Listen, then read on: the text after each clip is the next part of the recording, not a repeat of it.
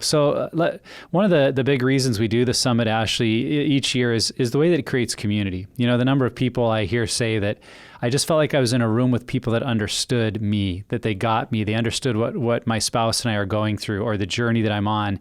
And that sense of larger community, more than just maybe the one person I've been meeting with or even the group. So being with others that are on that same journey as we are is so helpful. And why is that? Why is community so important to the care of our heart? Well, I mean, a couple reasons I can think of. Some say that the antidote to guilt and shame is empathy. And when you're at the summit, you're like flooded with people who you just know. These are my people. They get what I'm going through. You have no shame. You can just listen, and have a diverse group of people there, as well as a diverse group of speakers. Because even in our small groups, if it's at church, sometimes those can be still very like-minded if it's the same community that you're from, or you have your group, and it's great. But coming to summit is like expanding that diversity and expanding that insight, because we all have blind spots. And so it gives you an opportunity to just maybe look at things from a different perspective, or shift your paradigm a little bit in some areas. For me, it kind of reminds me of like, this is an exhausting race that we're running for recovery. I hear that all the time in the groups I run of like, I'm tired of working. And so I always think of the summit as like the little booster on the Mario Kart track, like, woo, Nice. like give Yes, you a little good. turbo. I don't even like video games, but I like Mario. But that's what I think of it as, is Here we like, go. even me as a staff person, even though I have to be there, I end up like crying half the time and just Three quarters walking of the away time. feeling Don't lie. It's 3/4 of the time that you're three quarters crying. of the time. And it just like, it's really a rally. It's really a chance to see where the next level is. I'm leading an Unraveled group right now, and I'm going through it for the fourth or fifth time, and I use a different pen color every time. And I'm like, wow, looking at the different 5 things that I've been working on, or the same thing that I've been working on for 5 years, but looking at the 4 different issues, I can go through once for sex addiction, and then I can go through once for anger, and then I can go through the next onion layer might be procrastination, or constantly feeling like I'm needing something. And so when you're at the summit, I think it does just give you a chance to stop and think, how am I doing? Where am I at my recovery? And maybe you've kind of gotten bored, or you just need some extra encouragement. You're going to get all that at the summit. You're going to figure out what your next steps are. You're going to get encouragement. You're going to feel your shame come down. All the things happen at summit. Yeah, and it's a place where the summit is a place where you're going to be in the room, in the same physical space, whether it's online or at a host site or here in Oregon, with people who have been on the same journey and who get it. I know I experience this sometimes, and I hear it from people all the time, that they have people in their church or in their community who just don't understand how important addressing this issue is. They don't have people who are open to doing groups like this. They diminish pornography or sexual brokenness, or don't even believe trauma is a thing or whatever. And this is a time when you can come in and like, those blinders are off. Like, everyone there knows like the work that needs to be done. They know that wounds are so impactful. They know trauma can totally wreck your life.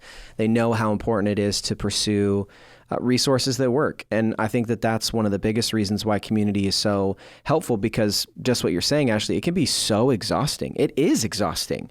One of our clinicians, we were at a staff prayer thing just last week, and what was said was, I am so tired of recovery right now. And it's just like, I think everyone in the room was like, yep, got that. But this is a place where you can realize you're not alone. You're doing this event, you're meeting people, you're rubbing shoulders with them that are on the same journey you are, and know that. And you can encourage each other in ways that people who don't understand the journey can't. Yeah, and speaking beyond the summit itself, because I know many people listening to this podcast will be hearing it after the summit or not able to come, and hopefully they'll still consider watching the videos or streaming it in some way. But going back just to the question about community, and why is community, other people, sharing a similar passion or a similar journey, why is that so critical to the heart? And I think of two things. The first dynamic that you already mentioned, Ashley, kind of that empathy piece of at a heart level, we're really made for community, for other people, for relationships.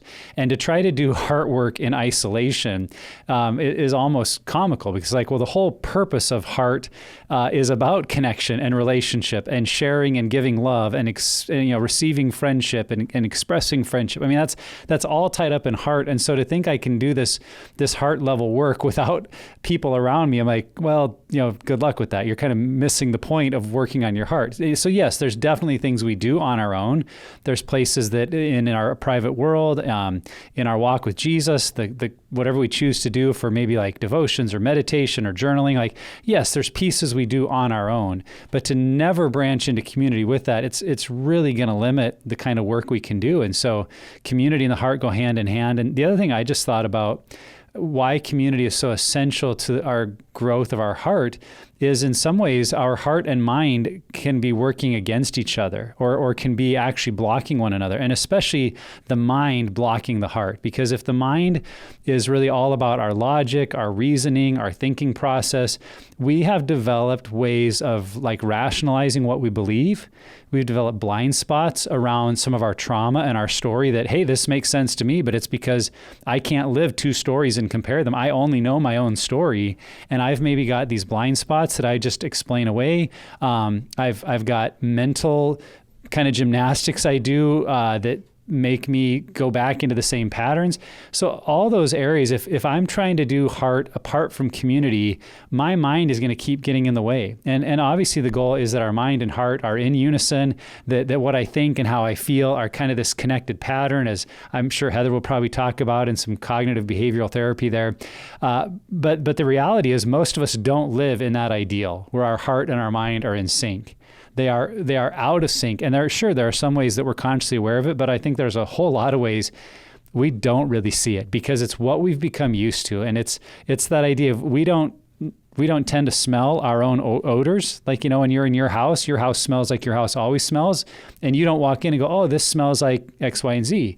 But you invite friends over, you said, what does our house smell like? They could say, oh, lavender, or you guys just made cookies, or vanilla, or this must be the kind of laundry soap that you use because your home... Or lack thereof. Yeah, or lack thereof. You live on a hog farm. I've told that story before.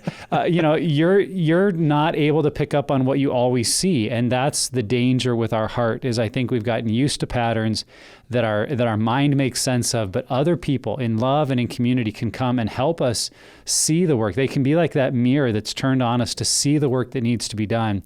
And so that community can happen, yes, in the relationships we have in the summit or in our group or with family members, but it's just inviting people into those deeper spaces to say, help me see what I'm maybe not able to see. Yep.